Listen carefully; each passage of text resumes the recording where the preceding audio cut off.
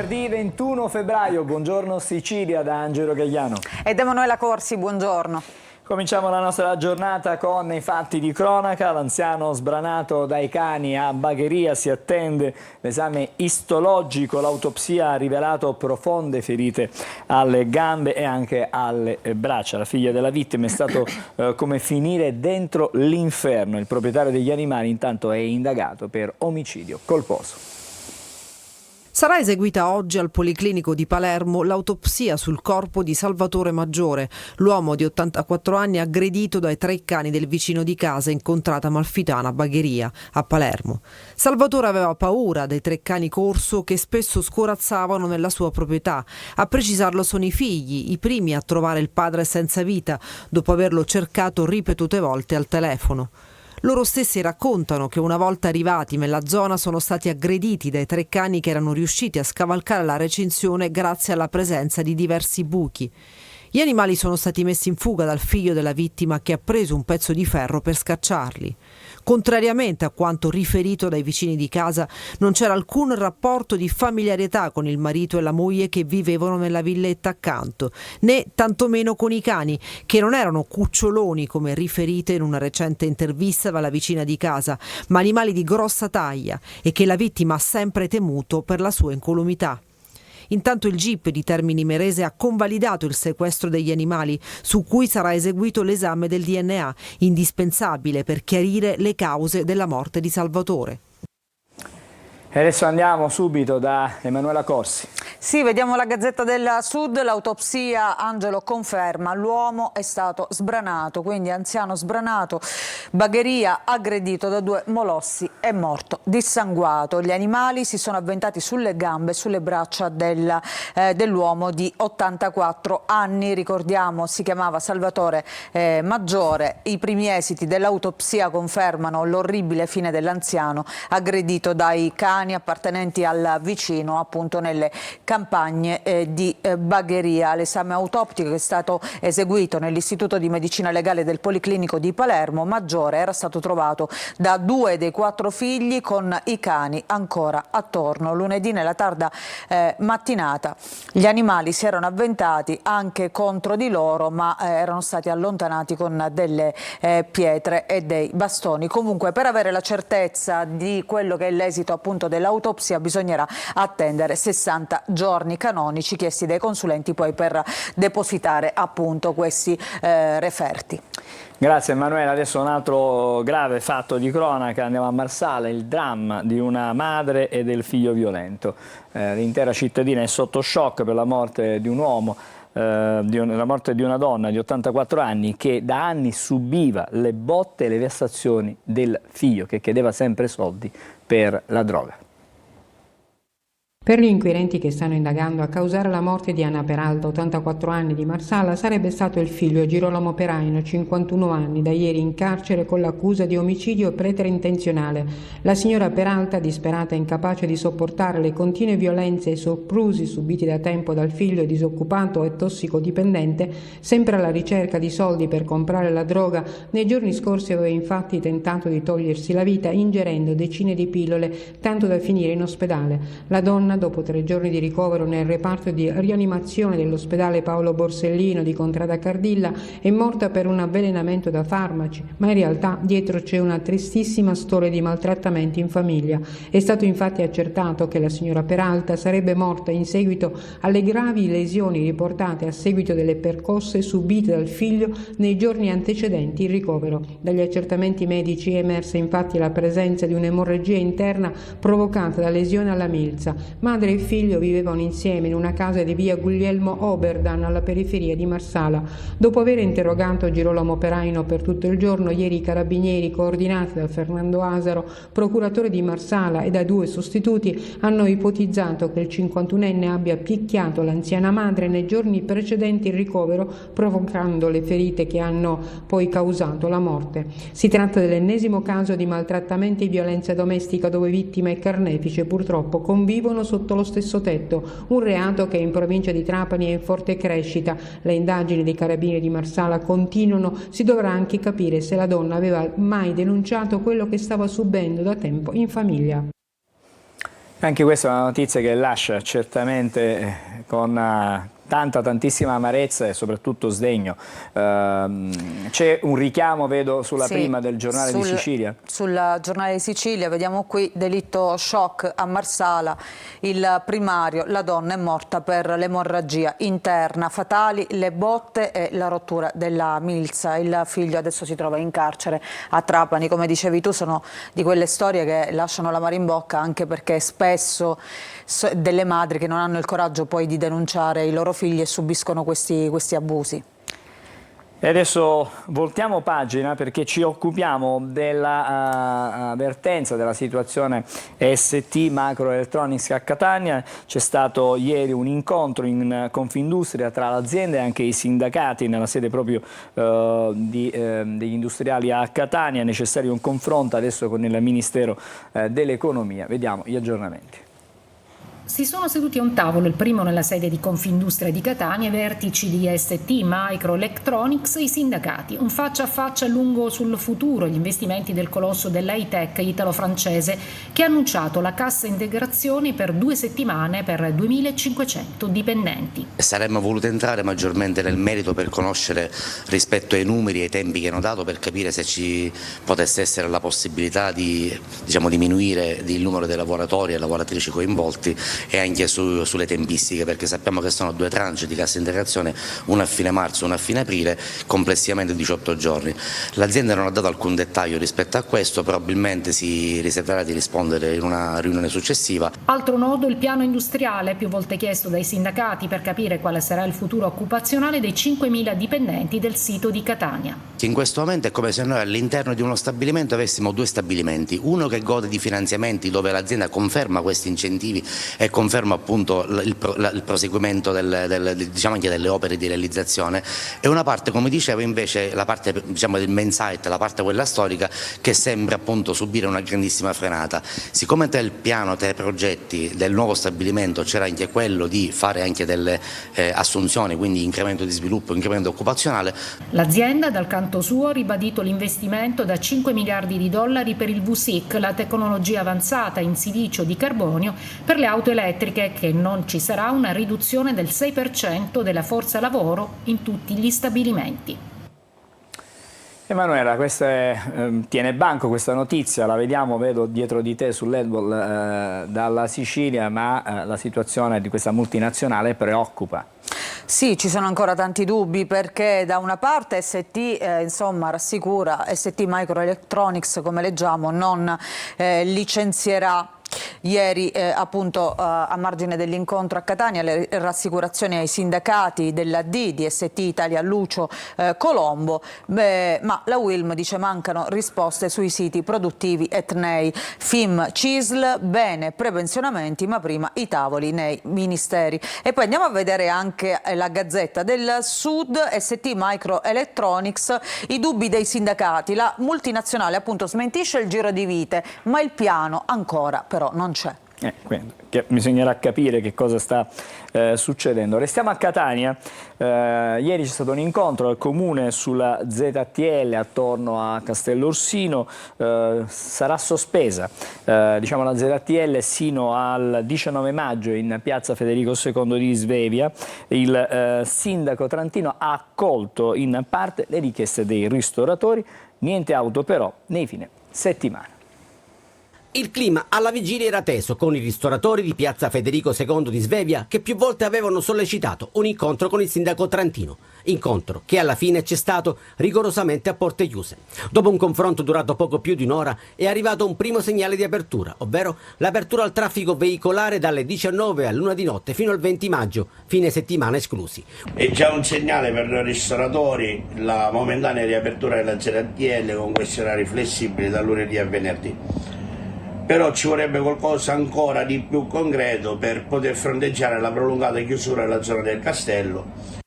Finalmente, dopo lunghe battaglie, oggi siamo stati ascoltati e abbiamo ottenuto di avere una soluzione fino al 20 di maggio.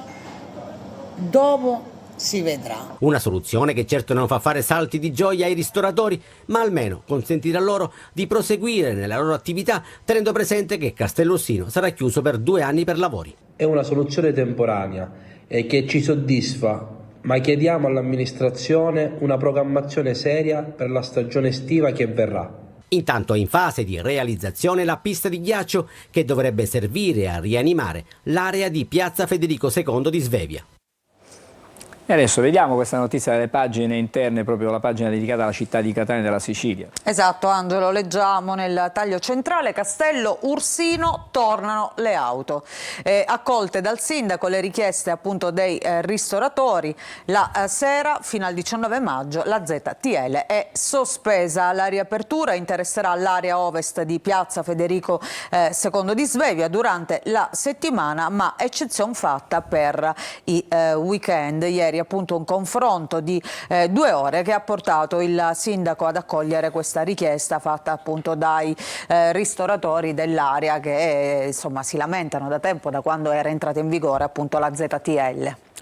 Adesso invece le spettacolari immagini dell'eruzione dell'Etna vista anche in 3D, catturata dal satellite europeo Copernicus. Il vulcano continua a dare spettacolo, ma l'assalto dei turisti e curiosi tiene in apprensione le forze dell'ordine e anche i soccorritori. Una colata lavica di oltre 4 chilometri che dalla base della Bocca Nuova, a quota 3050 metri, si espande lungo il versante sud-occidentale dell'Etna fino a 1850 metri nel territorio di Adrano. È l'immagine in 3D dell'eruzione del vulcano catturata alle 9:40 del 17 febbraio utilizzando i dati satellitari del programma europeo Copernicus Sentinel-2 incrociati con Google Maps e i dati del sistema informativo territoriale della Protezione Civile. La colata lavica si è allargata, diramandosi in diverse direzioni, come vediamo in queste immagini, ma l'intensità si è indebolita. Secondo i dati dell'INGV, i valori del tremore vulcanico dell'Etna sono scesi su livelli medio-bassi, ma l'Etna continua ad essere un sorvegliato speciale.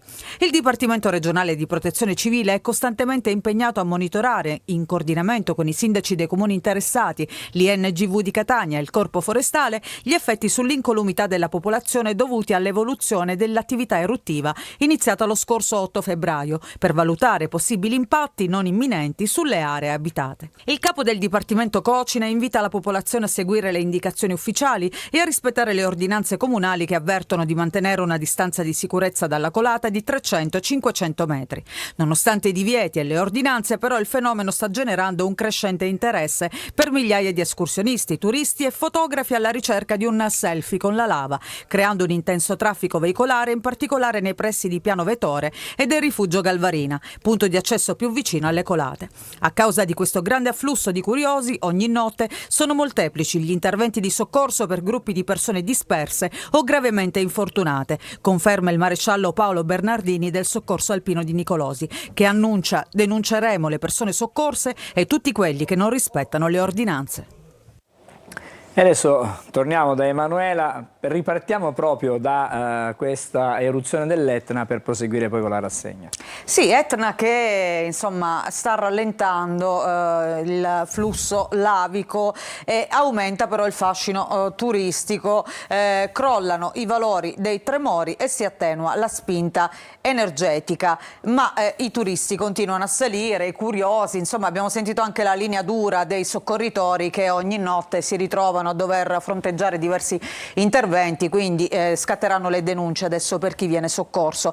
Ma sul vulcano c'è anche l'attenzione perché è talmente affascinante l'Etna, non soltanto chiaramente per noi ma anche nel resto del mondo, che se ne occupa anche il New York Times. Appunto c'è un reportage sul famoso quotidiano americano. Questa era la Gazzetta del Sud, ti faccio vedere anche la Sicilia di oggi. Etna sul New York Times, l'eruzione e gli escursionisti spericolati. È elaborata in 3D un'immagine del fronte lavico che abbiamo appunto visto. Il sindaco di Adrano chiede di bilanciare turismo e sicurezza. Abbiamo detto insomma tanti gli appelli, ma non solo, anche le ordinanze dei sindaci appunto dell'area attorno all'Etna per evitare che in maniera incauta ci si rechi vicino alla da fronte lavico, mettendo a rischio la propria vita ma anche quella dei soccorritori. Andiamo a vedere allora il resto delle notizie, anche le prime pagine. Partiamo dalla prima pagina di Repubblica. Palermo, Angelo, vediamo in primo piano ancora la sanità,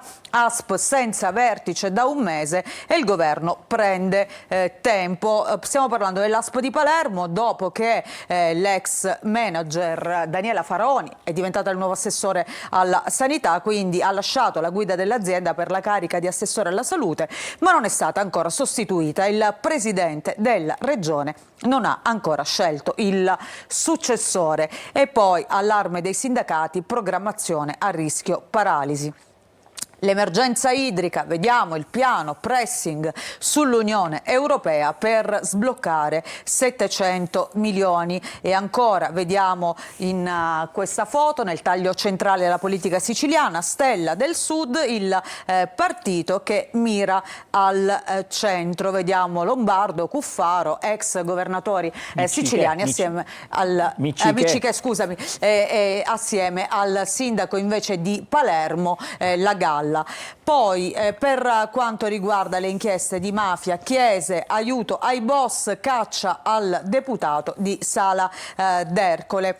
E ancora il dibattito su Agrigento, la scommessa all'ombra dei templi, una nuova semina per Agrigento. Questa era la prima pagina appunto di Repubblica Palermo. Andiamo a vedere anche la prima pagina della Sicilia con tante notizie che abbiamo già approfondito, ma non questa. Vediamo il nostro ministro delle infrastrutture Salvini, il ponte sullo stretto, il famoso rendering che abbiamo visto tante volte dell'opera, ponte di comando. Salvini in Parlamento assicura che il progetto per lo stretto non subirà rallentamenti, pronte le risposte alle prescrizioni. E ancora vediamo appunto l'Etna qui con questa, questo fascino che arriva fino in America.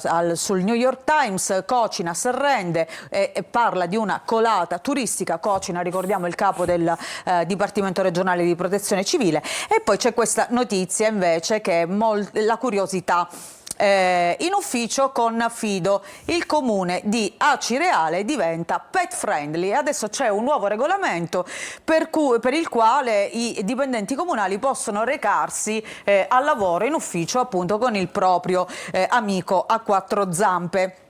Vediamo la Gazzetta del Sud con i rifiuti nel taglio centrale, il modello Messina. Ricordiamo che Messina è sicuramente una delle città siciliane più virtuose sotto questo aspetto della raccolta differenziata. Si va verso l'obiettivo del 65% di raccolta differenziata, che poi è quello fissato, l'obiettivo fissato dall'Unione Europea, ma servono gli impianti. Oggi il governatore Schifani chiude la 2 giorni al comune. E poi due fotonotizie, vediamo da un lato l'Etna che rallenta l'eruzione, l'Etna è puro spettacolo, e poi a Messina il cantiere sequestrato, parcheggio a Paradiso, sono 6 gli indagati. Andiamo a vedere ancora le altre prime pagine, vediamo velocemente il Giornale di Sicilia con l'apertura, regionali, aumenti e rilancio. La Corte dei Conti ratifica il contratto che fa salire gli stipendi dei dirigenti, ma intanto si riapre subito il tavolo per tutto il comparto. I sindacati il 6% in più come per gli statali. La retribuzione dei super burocrati cresce quindi fino a 273 euro al mese e gli arretrati in alcuni casi arrivano a 10.000 euro. E poi vediamo un'ultima notizia, la fotonotizia. A proposito di raccolta differenziata, a Palermo, centro storico renitente, la differenziata è a rischio. Quindi, come dicevamo prima, Messina sicuramente è forse l'unico capoluogo di provincia che ha ottenuto degli ottimi risultati con la raccolta differenziata, mentre le altre città come Palermo e Catania insomma arrancano un po' in ritardo i preparativi per la nuova tappa della raccolta. Giovedì spariranno i cassonetti, ma meno della metà delle famiglie ha ritirato il kit adesioni, quindi maggiori soltanto nei grandi condomini. Comune e RAP avvertono non ci saranno altri rinvii. Bene, grazie Emanuela, fra poco torniamo da te per i quotidiani nazionali con i fatti dall'Italia e dall'estero. E adesso invece andiamo a Ragusa, ci colleghiamo con la Polstrada, compartimento della Sicilia orientale. Stamattina diamo il benvenuto all'assistente del capo, il dottore Luigi Campochiaro. Buongiorno. Buongiorno direttore, buongiorno a tutti voi dal compartimento della Polizia Stradale della Sicilia orientale. Vediamo subito qual è la situazione per questa mattina sulla nostra rete viaria di nostra competenza. Partiamo con il dire che non ci sono particolari criticità, ma rimangono alcune chiusure ed alcuni lavori in corso che andremo ad elencare. Sulla A20, la Messina-Palermo, per lavori al cavalcavia numero 3, rimane obbligatoria l'uscita a Milazzo con rientro a Rometta. Sulla A18 Messina-Catania, nei pressi dello svincolo di Acireale, direzione Catania, vi sono dei rallentamenti per la presenza di un cantiere stradale. Sulla A18 Catania-Siracusa, in direzione di Siracusa, per lavori in corso tra Cassibile ed Avola, vi è il transito su questo tratto per i veicoli superiori alle 7,5 tonnellate. Per quanto riguarda la A19, la Catania-Palermo, rimane chiuso lo svincolo di Enna sia in ingresso che in uscita. Pertanto le uscite consigliate rimangono quella di Mulinello o di Taino, mentre purtroppo come tutte le mattine sulla tangenziale di Catania, tra la diramazione di San Gregorio in direzione Siracusa vi sono dei rallentamenti per l'intenso traffico. Detto questo, colgo l'occasione come sempre per invitare tutti gli utenti della strada a moderare la velocità non solo in condizioni atmosferiche particolari, ma anche alle condizioni del traffico e di mantenere sempre quel margine di distanza di sicurezza per poter arrestare il veicolo in caso di bisogno nel più breve spazio possibile. Questo perché lo diciamo tutte le mattine? Perché lo facciamo con cognizione di causa, perché purtroppo notiamo sempre spesso che la gente, soprattutto quando ci sono cantieri stradali, quando ci sono gli operatori a terra della polizia stradale a segnalare un ostacolo sulla carreggiata, non rallentano mai e la scorsa settimana, perdonatevi se rubo questi pochi secondi, la scorsa settimana un nostro collega ha subito un grave danno a seguito di un incidente stradale, mentre era lì a fare il lavoro per garantire la sicurezza di tutti. Quindi concludo salutando il collega Giancarlo Di Lentini e da parte di tutta la sezione polizia stradale di Ragusa e distaccamento di Vittoria auguriamo una pronta guarigione e un ritorno ad illustrare quanto prima il centauro che ci contraddistingue nella passione che ammettiamo ogni giorno per questo lavoro al servizio dei cittadini. Con questo vi ringrazio e vi auguro una buona giornata a tutti. Grazie anche noi, facciamo gli auguri di una pronta guarigione alla collega che prima citava il dottore Luigi Campochiaro, speriamo possa tornare prestissimo a lavorare sulla strada e a garantire la sicurezza a tutti noi, che è un servizio fondamentale ed importantissimo. Buon lavoro ancora, adesso vediamo cosa succede sulle strade di Catania, le due arterie che ogni mattina andiamo ad attenzionare. Qui siamo sulla circonvallazione all'altezza del Tondo Gioieni, il traffico è rallentato, è inevitabile come sempre a quest'ora del mattino in entrambe le direzioni. Qui invece ci spostiamo, andiamo in via Vincenzo Giuffrida, come vedete in entrata, in arrivo diciamo sulla città di Catania, quindi le macchine che scendono in questa immagine ed entrano in città, il traffico è piuttosto sostenuto, situazione più tranquilla, relativamente tranquilla invece in uscita dalla città. C'è una breve sosta, fra poco torniamo di nuovo insieme, andremo da Emanuela Corsi per i quotidiani nazionali, restate con noi a Buongiorno Sicilia.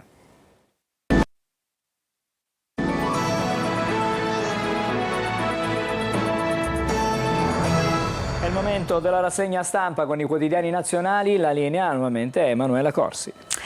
Allora, partiamo dal Corriere della Sera. In primo piano c'è ancora la guerra in Ucraina, soprattutto l'intervento di Trump che a sorpresa, insomma, si allontana nettamente da Zelensky e stringe quest'asse ancora più forte con Putin, quindi più forte l'asse Trump-Putin, gli Stati Uniti al G7 e all'ONU, l'Ucraina non fu aggredita, Mosca no alle truppe NATO. Intanto Meloni non va al vertice dei grandi a Kiev, Macron iniziata una nuova era, rischio alto per l'Europa, un asse Trump-Putin che fa paura anche all'Europa a questo punto.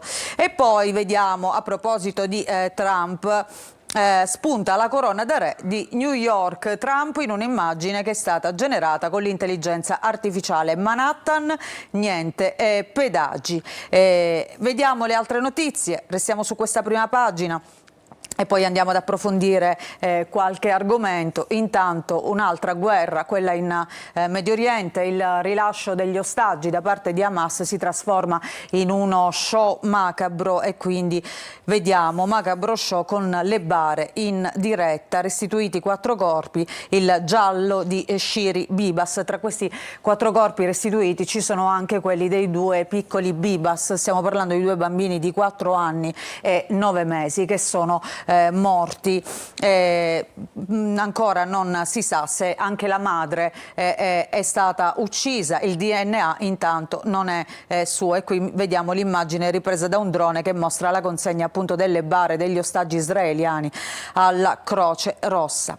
E poi un caso che riguarda il governo, che scuote ancora una volta il governo e che inasprisce ancora di più lo scontro tra giustizia e governo Meloni. Del Mastro viene condannato per il caso Cospito.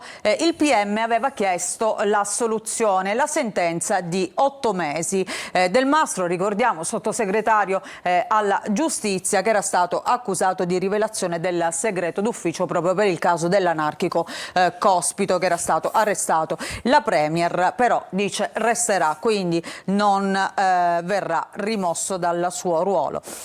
Questo è il titolo di apertura oggi di Repubblica. Condannato Del Mastro. Il Tribunale di Roma, 8 mesi per rivelazione appunto di segreto d'ufficio sulla vicenda dell'anarchico Cospito. Il sottosegretario alla giustizia, decisione politica, non mi dimetto. Nordio va avanti con la riforma. Meloni commenta così: sconcertata per questa sentenza, resta al suo posto, e Schlein invece parla di destra eversiva. Andiamo a vedere il Tempo, cosa scrive. La storia infinita, riparte l'assalto giudiziario al governo. Condannato il sottosegretario Del Mastro, anche se per i PM è innocente. Mancano appello e Cassazione, ma la politica è già nel caos. La sinistra chiede immediate dimissioni. Meloni invece blinda Del Mastro e dice resta. Fratelli d'Italia, giustizia politica, ecco il lungo elenco dei casi finiti nel nulla, e vediamo su tutti la foto di Silvio Berlusconi.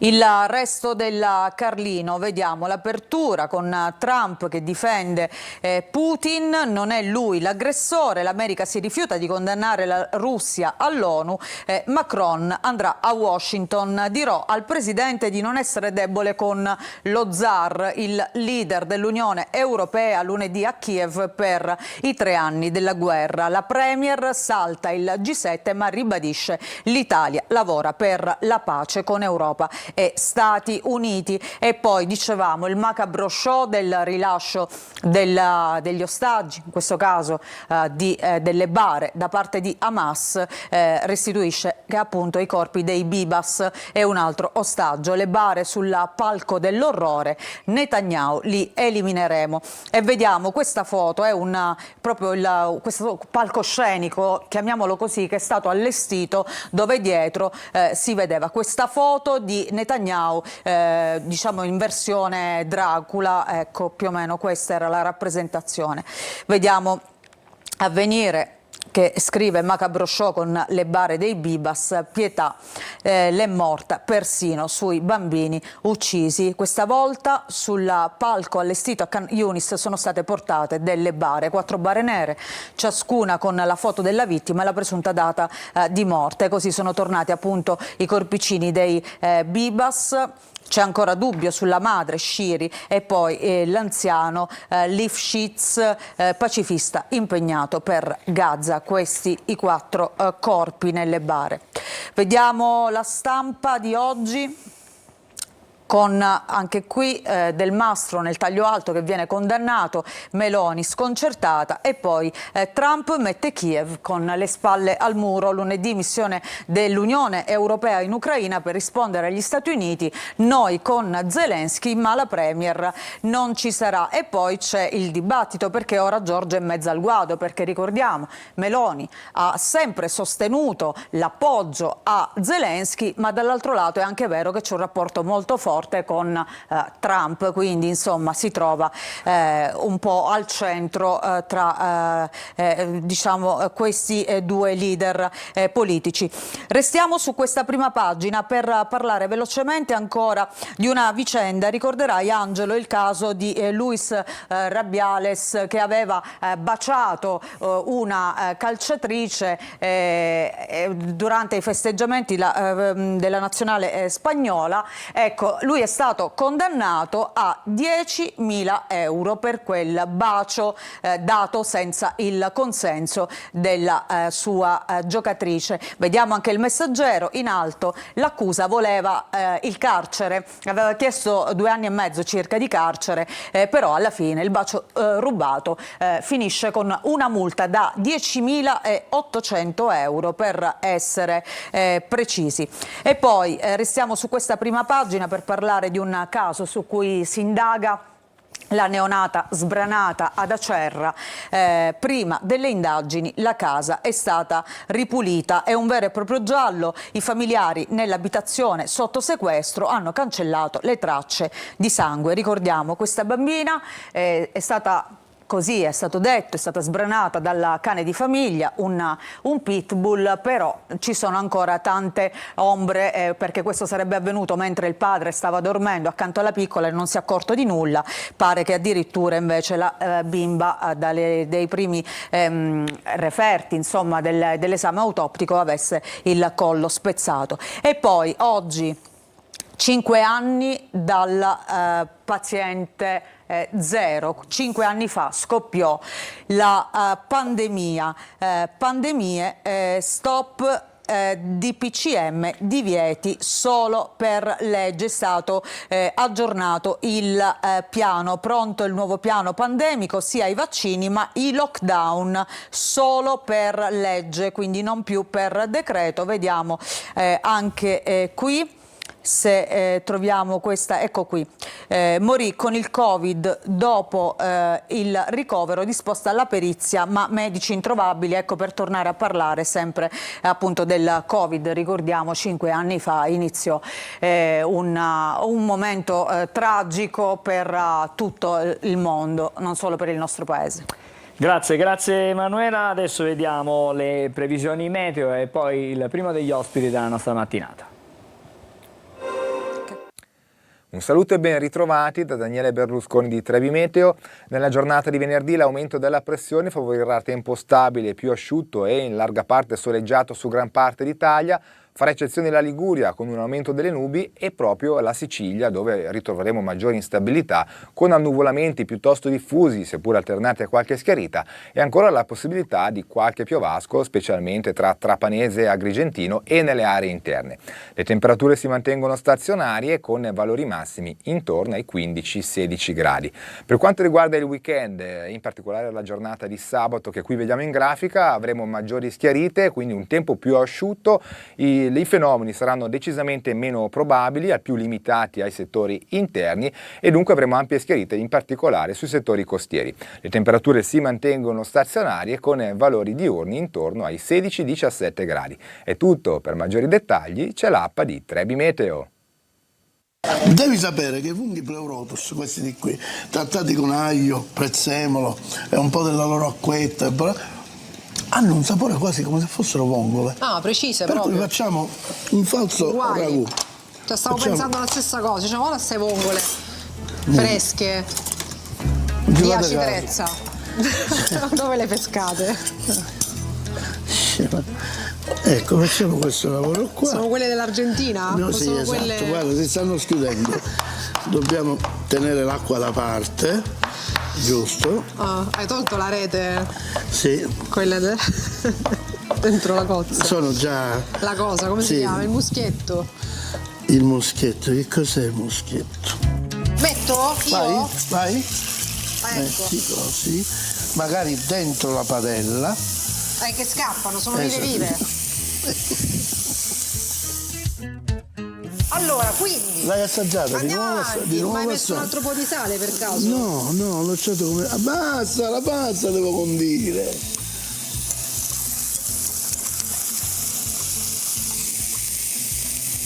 Com'è?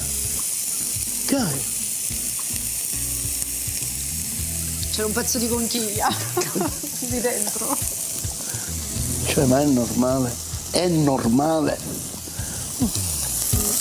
A questo punto... Eccoci di nuovo, siamo insieme a Buongiorno Sicilia, do il benvenuto e bentrovata qui nel nostro studio a Lidia Adorno, buongiorno. Buongiorno. Deputata regionale del Movimento 5 Stelle. Stamattina parliamo della ST, sì. Questa multinazionale che diciamo, ha un po' fatto tremare tutti quando ha annunciato le 2 settimane di cassa integrazione per il sito di Catania. Ieri c'è stato un incontro in Confindustria, proprio a Confindustria Catania, e in questa sede si è ribadito in qualche modo che non sono previsti tagli. Però queste 2 settimane, 18 giorni in realtà di cassa integrazione sono più di un campanello d'allarme. Allora sì, c'è qualcosa che non torna. Innanzitutto i dati che sono pervenuti il 31/12/2024 abbiamo visto che discostavano rispetto al piano previsionale di ben 4 miliardi, quindi non poca roba. Poi sono usciti tutta una serie di articoli di giornale che magari hanno creato allarmismo, come auspichiamo che sia un inutile allarmismo, certamente, però è anche vero che sempre da quanto si apprende dalla stampa uscivano anche altre notizie negli Stati Uniti, una class action che rafforzava diciamo, questa incertezza rispetto ai dati previsionali, addirittura là si parlava quasi di false in bilancio, però non entriamo nel merito, sarà poi la magistratura addirittura d'oltreoceano a stabilire cosa è successo.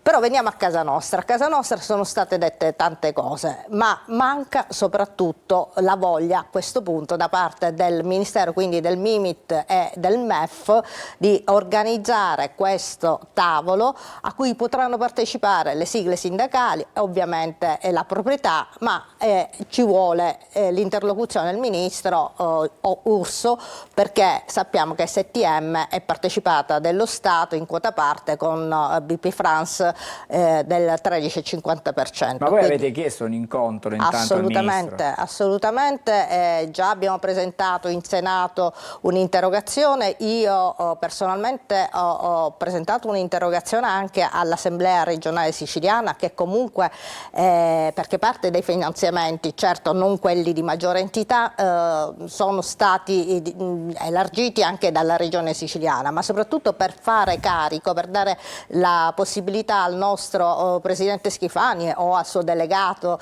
l'assessore Tamaio, di portare questa problematica, perché gli stabilimenti, ricordiamolo, sono parte in Sicilia, a Catania, un piccolo stabilimento c'è anche a Palermo, ma oltre 5.300 persone lavorano nel nostro territorio, quindi se ne deve fare carico. Ricordiamo che la regione siciliana ha finanziato il POFESTR e quindi che l'STM gode di finanziamenti da parte dell'Unione Europea, del PNRR, ben 2 miliardi dei 5 miliardi che è l'ultimo investimento che STM e che ha visto peraltro la sfilata di tanti politici qualche fine maggio scorso, venire proprio dentro gli stabilimenti di STM a dire che ci sarebbero stati nuove occasioni di lavoro, nuovo sviluppo, e invece oggi ci ritroviamo con 2 settimane di cassa integrazione. Come si concilia tutto questo? E questa è una bella domanda. C'è qualcosa che non va, per cui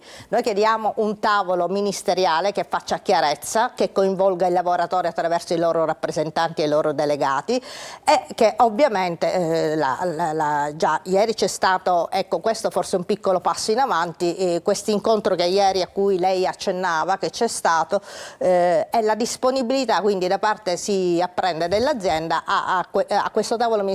Quindi in questo momento sono URSS o Giorgetti o entrambi che dovrebbero farsi carico e dire l'Italia su questo cosa ne pensa, rispetto anche dei finanziamenti pubblici che dovrebbero garantire nuovo sviluppo. E a proposito di questo nuovo sviluppo, non c'è un piano industriale, neanche ieri è stato illustrato ai sindacati che hanno partecipato a questo tavolo in Confindustria. L'azienda continua a ribadire il concetto che gli investimenti vanno avanti, da qualche parte c'è qualcosa che non quadra. Esattamente, proprio questo è il punto. Occorre chiarezza.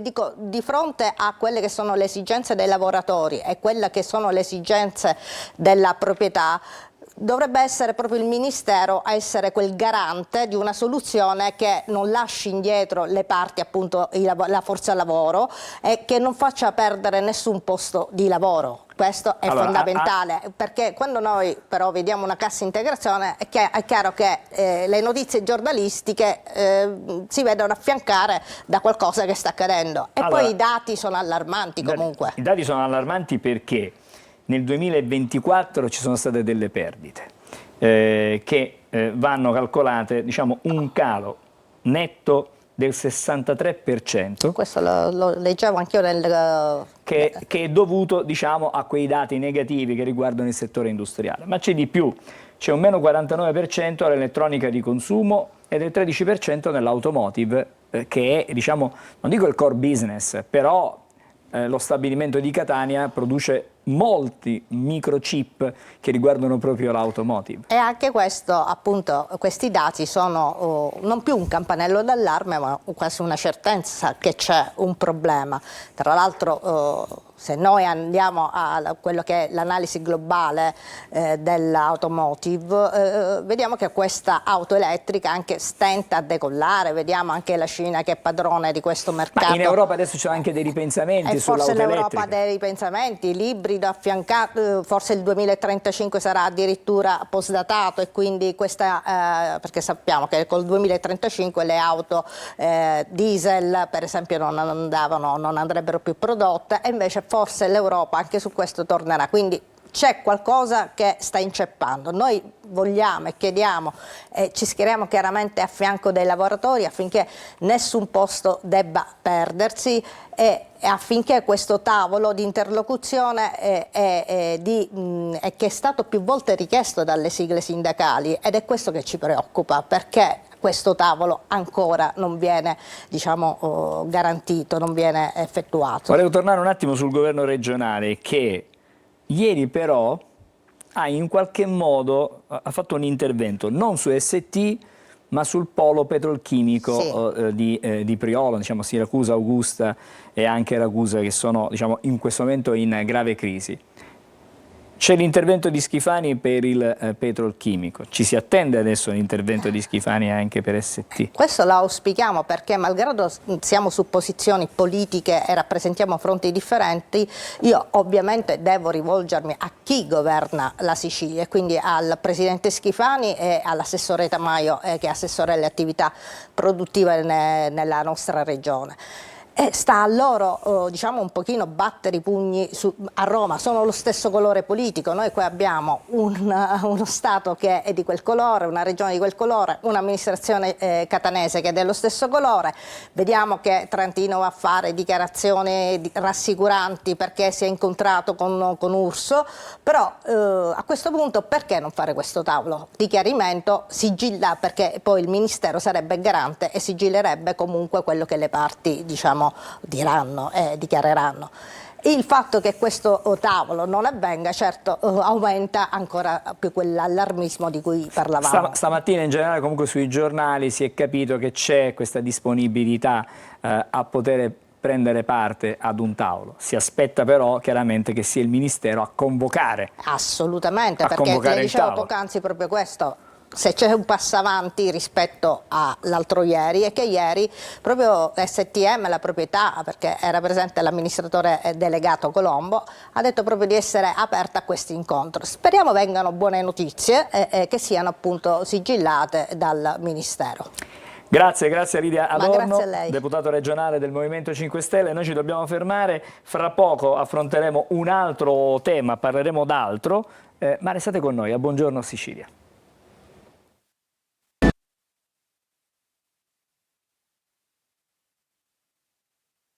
Aglio, prezzemolo e un po' della loro acquetta, hanno un sapore quasi come se fossero vongole. Ah, precise per proprio. Cui facciamo un falso ragù. Cioè, stavo pensando la stessa cosa, diciamo, guarda queste vongole fresche di acidezza. Dove le pescate? Ecco, facciamo questo lavoro qua. Sono quelle dell'Argentina? No, sì, esatto, quelle... guarda, si stanno schiudendo. Dobbiamo tenere l'acqua da parte, giusto? Ah, hai tolto la rete? Sì. Quelle dentro la cozza? Sono già... La cosa, come si chiama? Il muschietto? Il muschietto, che cos'è il muschietto? Metto? Io? Vai. Ecco. Metti così, magari dentro la padella. Che scappano, sono vive. Allora, quindi... L'hai assaggiata? Andiamo avanti. Di nuovo Ma hai messo un altro po' di sale per caso? No, l'ho lasciato come... Basta, la pasta devo condire.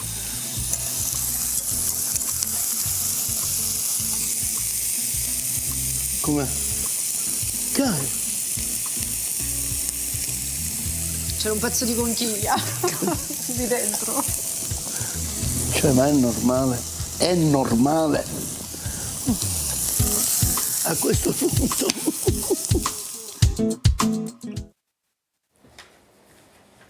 Eccoci, siamo di nuovo in diretta con Buongiorno Sicilia, in studio con me l'avvocato Floriana Pisani, buongiorno, e Vera Russo dell'associazione Aristogatte.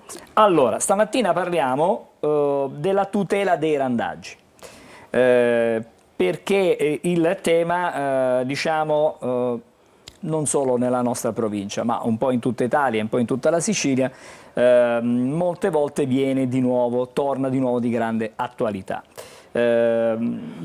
Rappresentate, voi stamattina, le associazioni che si occupano dei randaggi, non sono cani ma anche gatti. In questo caso parliamo un po' dei cani, cominciamo con i cani, perché qualche giorno fa c'è stata una riunione tra i sindaci dell'Interland di Catania e insomma a questa riunione non siete state invitate. Cominciamo con Vera Russo. Che cosa lamentate voi? Perché questo mancato invito in qualche modo, vi ha infastidito? Allora, non è perché non siamo state presenti fisicamente, perché la nostra intenzione era di farci belle per qualcosa. Diciamo che le associazioni hanno la funzione principale di difendere quelli che sono i diritti degli animali e quindi come tali fungono un po' da sindacato per questi animali che non hanno voce. Quindi la nostra presenza è importante affinché per garantire esattamente che gli animali, comunque la loro etologia e la loro natura venga rispettata, cosa che ha dimostrato questa riunione non è stata fatta. Avvocato, il ruolo delle associazioni, parliamo di legge con lei in questo caso, viene anche comunque evidenziata, sottolineata, confermata l'importanza da 2 sentenze del TAR. Sì, allora queste 2 sentenze, io preciso una cosa importantissima, la diffida è stata fatta in chiave preventiva, cioè per chiedere ai sindaci l'intervento anche tecnico da parte delle associazioni animaliste. Questo perché? Perché con una sentenza del TAR recentissima di dicembre L'associazione Tag for Friends con il presidente Alessandro Tringale ha voluto impugnare un'ordinanza del comune di Santa Venerina, dove il comune di Santa Venerina ha preso 2 cani randaggi non morsicatori come questi cani, questi 5 cani eccetera eccetera, e li ha deportati in canile. Purtroppo i tempi della giustizia sono quelli che sono e solo dopo 4 anni abbiamo avuto una sentenza positiva, cioè abbiamo il diritto, abbiamo vinto la causa e quindi dovremmo riportare questi cani sul territorio, con tutte le problematiche ovvie, perché dopo 4 anni di canile i cani ovviamente non li puoi più riprendere e reimmettere sul territorio. Quindi anche il comune di Santa Venerina da questo punto di vista sta facendo un po' resistenza per cercare di mettere in esecuzione una sentenza che ha dato all'associazione proprio il diritto di intervenire per tutelare il benessere di questi animali. Allora noi cosa vogliamo fare? Vogliamo anticipare, creare una cabina di regia e dire quello che pensiamo anche tecnicamente ai sindaci, perché non è detto che il sindaco di Valverde, persona squisita che mi ha pure telefonato dopo la mia diffida, sappia che è necessario il tutor per poter prelevare un cane, sterilizzarlo e poi reimmetterlo sul territorio. A questo proposito io, se ho qualche minuto in più... Qualche minuto non ce l'abbiamo perché fra 4 minuti dobbiamo chiudere questo segmento di trasmissione. C'è una situazione perfetta nel comune di Trecastagni, dove c'è un cane che è stato un cane randaggio che viene seguito dal tutor e dal comportamentalista, e gli abitanti che inizialmente lo volevano in canile ora sono assolutamente felici di interagire con questo cane. Volevo chiedere a Vera Russo, avete una stima di quanti possano essere i cani randaggi? Partiamo dalla città di Catania intanto, per dare una cifra. Guardi, sono svariate centinaia, perché c'è il problema, non si può fare una percentuale esatta, perché purtroppo sono soggetti a continue variazioni dovute anche alle nascite che avvengono, perché adesso nel periodo primaverile sarà il periodo di maggiore concentramento, ci saranno tantissime nascite. La stessa cosa vale anche per i gatti, naturalmente. Certo. Naturalmente io come associazione mi interesso, diciamo, di difendere i diritti sia dei cani che dei gatti. La stessa cosa avviene per i gatti. È chiaro che la popolazione dei gatti è assolutamente superiore rispetto a quella dei cani, ma cani ce ne sono tanti. Torniamo, diciamo, all'aspetto legale, fra virgolette, ma c'è una norma? Cosa dice la norma sul randaggismo? Sul randaggismo praticamente è l'ASP che si deve occupare di verificare su richiesta del comune se il cane è un cane morsicatore eccetera, e il randaggismo può essere al momento, la legge dice che i randaggi devono essere sterilizzati. Punto. E poi reimmessi sul territorio, quindi non devono essere presi e portati in un altro posto. No, quindi devono restare con quello che è il loro habitat. Esatto. Posso fare un esempio brevemente? Certo. L'esempio è come avere un bimbo di 3 anni che comunque ha la sua intelligenza, che comunque interagisce con noi e quant'altro, e dopo che tu l'hai abituato in famiglia all'affetto, diciamo, delle persone, ad avere il cibo e quant'altro, un giorno decidi di portarlo a Messina, lo lasci in piazza e gli dici: sai caro, ti voglio tanto bene, fino adesso ti ho curato e adesso sbrigatela da solo. Significa che un bimbo di 3 anni abbandonato al centro di una piazza non avrà punti di riferimento, non saprà a chi chiedere, non saprà dove cercare il cibo. Questo è abbandono. Quanti cani quotidianamente, se potete dare una stima, seguite voi? Allora, personalmente io non mi occupo da un punto di vista pratico di cani ma di gatti, quindi per questo non le so dare delle notizie ben precise. Quante ne seguite? Allora, ci sono tantissime colonie feline, molte disseminate per la città, Sono tante, purtroppo ultimamente, sempre per lo stesso motivo che spesso la legge non viene interpretata nella maniera giusta, non vengono date le colonie feline all'interno dei condomini, cosa che la legge sottolinea si debba fare. Al contrario, perché il gatto non ha barriere architettoniche e quindi può vagare sia in zone private che in zone pubbliche. Avvocato, prima di chiudere, un ultimo appunto, l'OIPA come associazione, io sto seguendo, sono 9 le associazioni, diciamo, ogni associazione potrebbe dire la sua, ma per esempio a Palermo, in un quartiere di Palermo, c'era un gruppo di cani randaggi molto aggressivo, erano gli abitanti che avevano paura di questi cani, hanno aperto, l'associazione ha iniziato a fare dei rapporti con la cittadinanza, a far conoscere questi cani, insomma sono stati integrati benissimo e addirittura i bambini andavano dopo scuola ad accarezzare i cani e via discorrendo, e addirittura questi cani c'è stato un momento che hanno salvato, non mi ricordo chi, perché hanno incontrato delle persone che non erano del quartiere e le hanno mandate via perché erano dei ladri, ora non mi ricordo la cosa specifica. Allora, quindi può essere una cosa positiva avere il cane di quartiere. Un'ultima domanda. Sì. Questa cabina di regia, da chi dovrebbe essere coordinata, chi dovrebbe convocarla in qualche modo? Esiste un'istituzione che possa fare questo? Sicuramente in prima battuta sono i sindaci dei comuni che devono, perché l'ASP e le associazioni animaliste sono, tra virgolette, ognuno ha il proprio ruolo, ma sicuramente gli animali randaggi sono di proprietà del patrimonio indisponibile dello Stato e quindi dei comuni. Grazie all'avvocato Floriana Pisani, grazie anche a Vera Russo dell'associazione Aristogatte, buon lavoro per quello che fate per tutelare gli animali randaggi in generale. Grazie, ci fermiamo qui, fra poco un collegamento in esterna, qualche minuto e poi torniamo insieme.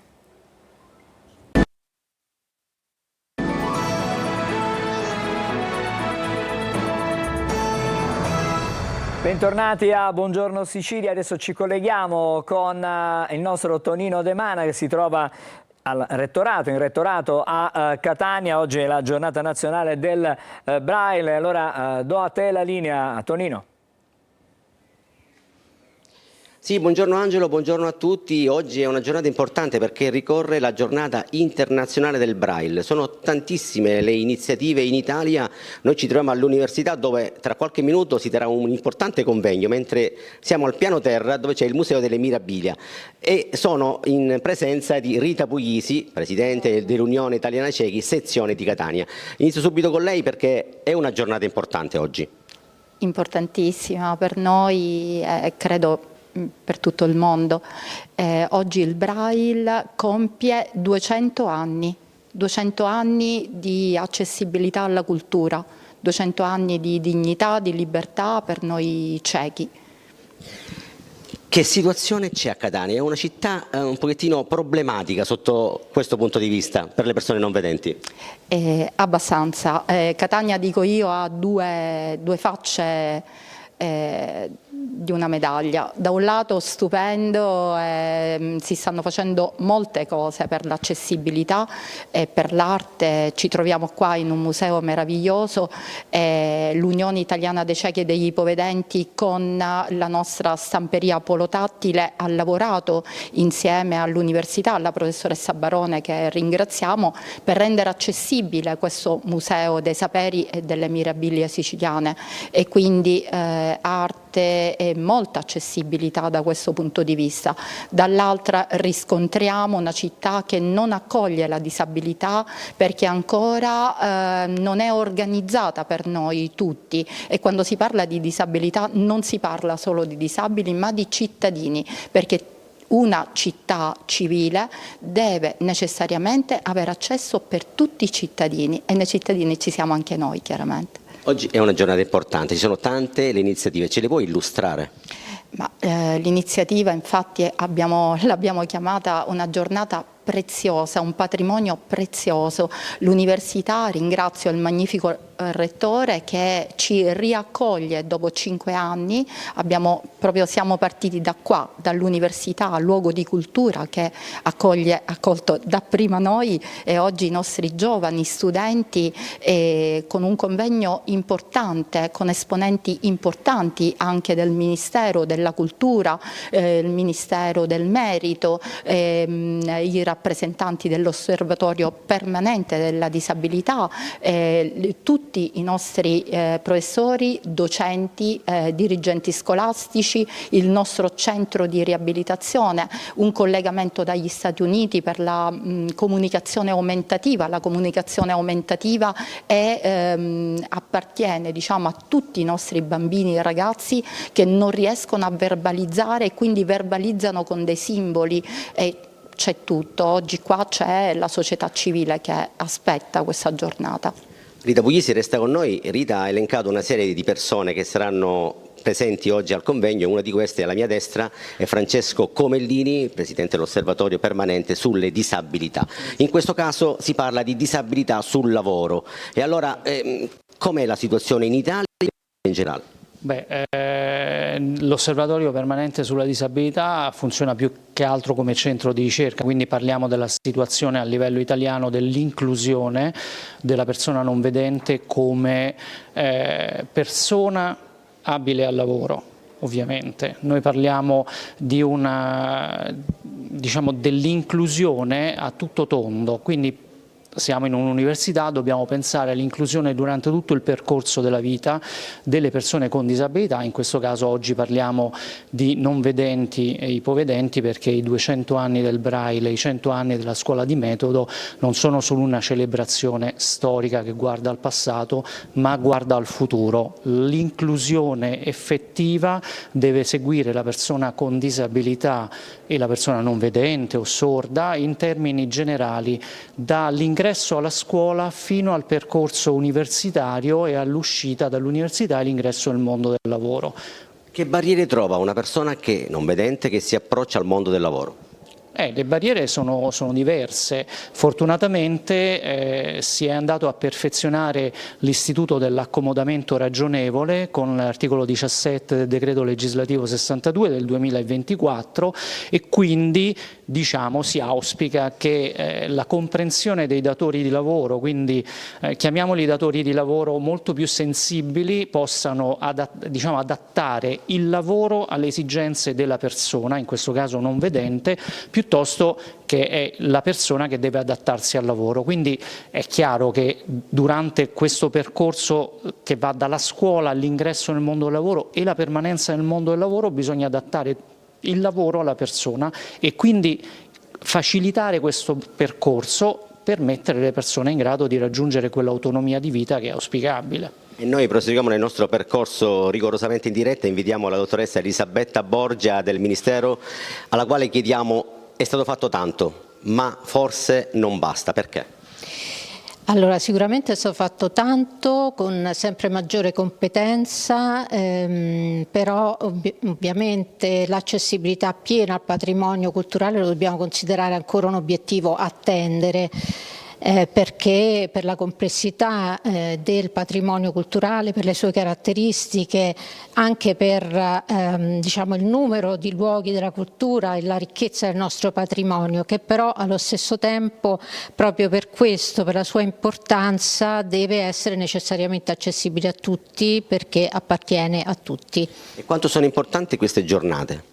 Sono importantissime perché nell'ambito dell'accessibilità bisogna lavorare insieme, bisogna mettere a fattor comune conoscenze e competenze, e quindi la giornata di oggi, e ringrazio la sezione di Catania dell'Unione Italiana Ciechi e l'Università di Catania per l'invito a partecipare, contribuiscono, oltre che ovviamente al dibattito pubblico sempre importantissimo, a porre le basi per delle sinergie, per delle collaborazioni, e sempre di più bisogna andare proprio in questa direzione, creare reti e cercare di ripensare insieme la progettualità culturale, mettendo al centro le esigenze di tutti.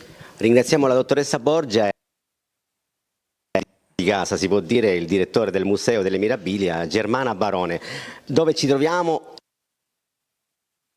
Dei saperi delle Mirabilie siciliane, e io dico siamo nel museo per tutti e per tutti i sensi.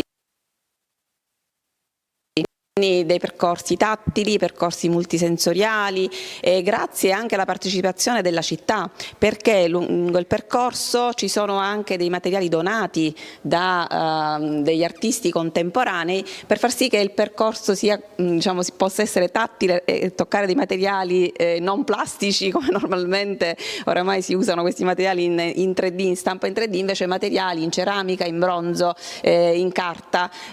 Qui ad esempio, infatti, poco prima della diretta si è allontanata di corsa per prendere cosa? È un quadro di Vincenzo Bellini con un disegno a rilievo per poter raccontare anche quei materiali che non sono tridimensionali e che quindi li rendiamo appunto tattili. Noi abbiamo, tra l'altro, come Università di Catania abbiamo vinto 2 progetti molto importanti per Mirabilie e Città della Scienza proprio sull'accessibilità, quindi c'è una sensibilità da anni. In più abbiamo anche adesso questi progetti e quindi stiamo facendo delle attività importanti anche in questa direzione grazie ai fondi del PNRR. È una lunga giornata che inizia con un convegno tra pochi minuti, nel pomeriggio invece c'è un appuntamento che dovrebbe essere fissato alle ore 17, ci può dire quale? Sì, ci sarà una visita qui al museo, perché qui al museo ci sono sia in esposizione le collezioni storiche dell'Università di Catania, che vanno dalle collezioni storico-artistiche all'anatomia, alla paleontologia, e durante il percorso ci sono delle postazioni con appunto la possibilità di toccare dei materiali con alcune scritte in braille. Naturalmente questo è un primo allestimento, perché tra un mesetto circa vi faremo sapere, ci sarà l'inaugurazione del nuovo allestimento con un percorso più strutturato. Ringraziamo la dottoressa Barone, io farei una chiusura con Rita Puglisi. Allora, sono tanti gli appuntamenti, vedo che sei soddisfatta già, ma la giornata è lunga.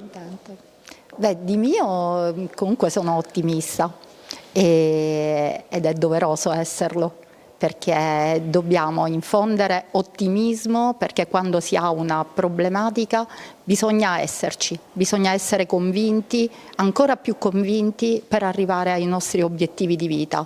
E quindi mi sento contenta perché la città ha risposto, perché l'università ha risposto, perché il Ministero ha risposto.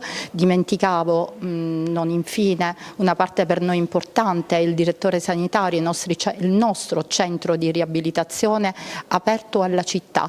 Da sempre, come Unione Italiano-Cechi qui a Catania, ci siamo resi disponibili per tutta la città, per la riabilitazione visiva, insieme alla clinica oculistica che oggi sarà presente, e quindi sì, soddisfatta perché è una città che sta rispondendo e ha sempre risposto, quindi sono contenta, sì. Angelo, direi che la giornata promette bene, noi seguiremo anche nel corso dei nostri TG gli appuntamenti. Se non ci sono domande ti restituisco la linea. Bene, grazie a Tonino De Mana. Adesso le pillole di Almanacco e poi torniamo con Marco Amato. Il 21 febbraio di ogni anno si celebra la Giornata internazionale della lingua madre, proclamata dalla Conferenza Generale dell'Organizzazione delle Nazioni Unite per l'Educazione, la Scienza e la Cultura, l'UNESCO, nel novembre del 1999. Si tratta di una ricorrenza per promuovere la diversità linguistica e culturale ed il poliglottismo. La data intende commemorare il 21 febbraio 1952, in cui alcuni studenti furono colpiti e uccisi dalla polizia a Dhaka, la capitale dell'attuale Bangladesh, mentre manifestavano per il riconoscimento della loro lingua, il bengalese, come una delle 2 lingue nazionali dell'allora Pakistan. Le lingue madri, in un approccio multilinguistico, sono fattori essenziali per la qualità dell'istruzione, che è alla base dell'emancipazione di donne e uomini e delle società in cui vivono. Questo è quanto dichiarato da Irina Bokova, direttrice generale dell'UNESCO dal 2009 al 2017. Ma sapete cosa si intende per energia di attivazione? Per avviare una reazione bisogna fornire l'energia di attivazione.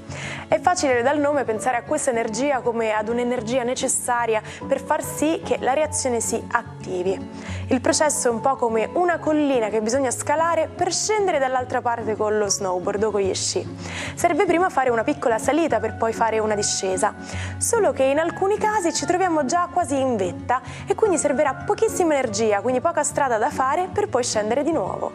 Questo avviene ad esempio nella reazione tra un acido forte e una base.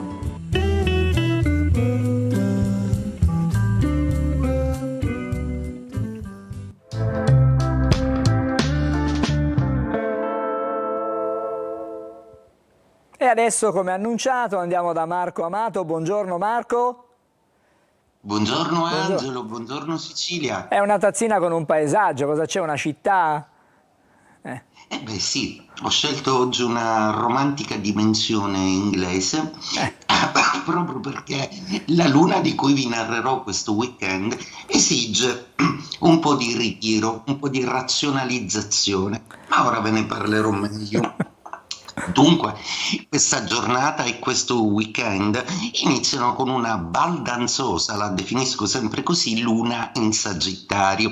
La luna in Sagittario è una luna piena di sogni, propositività, allegria, generosità, voglia di stare con gli amici, voglia di essere proprio una squadra.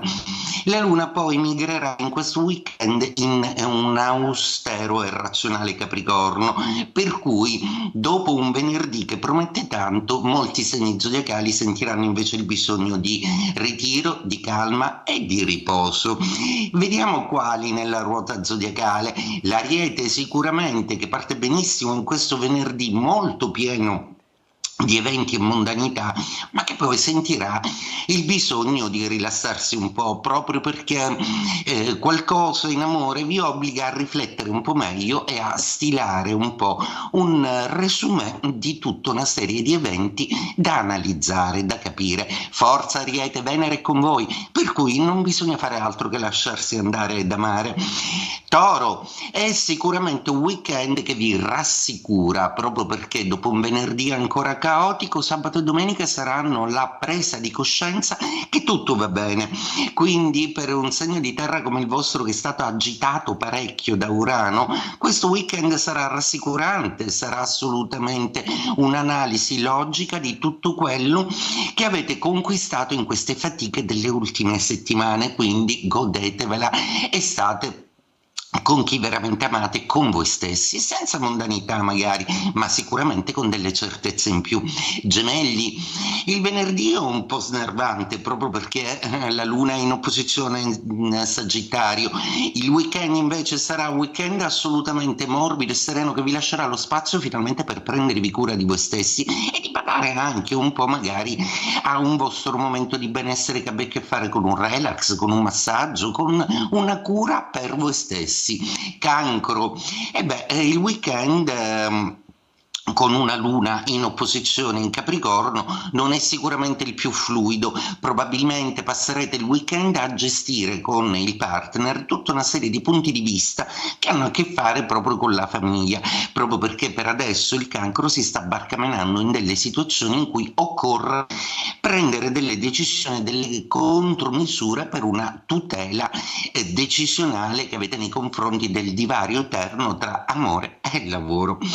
Leone, segno zodiacale che di lavoro non ne vuole molto, proprio perché in questo momento zodiacale vuole di nuovo risalire, vuole tornare in auge, e questo venerdì si conclude in maniera ottima, con un ottimo lavoro di squadra. Vi eclisserete un po' durante il weekend, badando a delle incombenze che avete rimandato settimanalmente, più concentrati sulla famiglia e soprattutto un weekend passionale, perché Venere è in un magnifico trigono. Vergine, la luna gioca un ruolo essenziale in questo weekend, in cui anche voi avete delle certezze in più, in cui siete rassicurati, in cui finalmente vi è stato dato un tempo, una scadenza, e questo già vi rassicura, proprio perché il segno dell'analisi, la Vergine appunto, ha bisogno di certezze per essere più sereno. Bilancia, questo weekend è un weekend che inizia bene con un luna in Sagittario che vi propone un'uscita mondana, goliardica, anche una gita fuori porta, perché perché no? La luna in Capricorno vi obbligherà molto a razionalizzare, a riflettere sul futuro, proprio perché sapete di avere in agenda delle incombenze molto importanti e tenterete in tutti i modi di sconfiggere il tempo, ovviando con delle soluzioni e dei progetti che colmano qualche mancanza.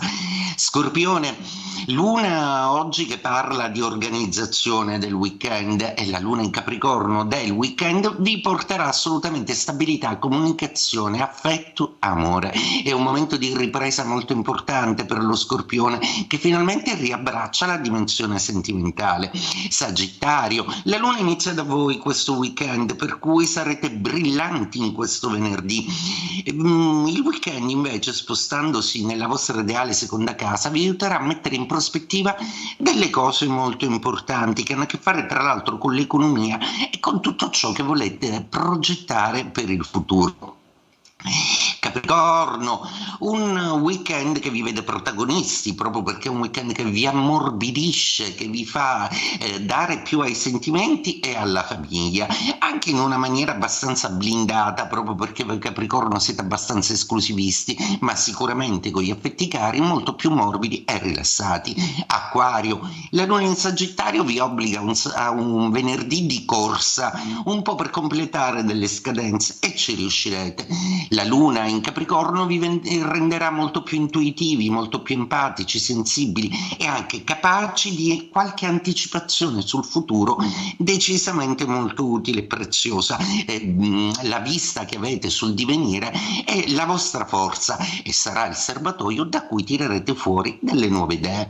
Pesci, la luna è generosissima in questo weekend proprio perché la sua presenza in Capricorno vi fa consolidare degli accordi importanti con degli amici o con una squadra. Anche voi avrete deciso di avere un tempo, ma un tempo costruttivo, un tempo che vi garantisce e che non vi mette come al solito in balia delle fluttuazioni emotive degli altri alle quali siete sempre molto sensibili.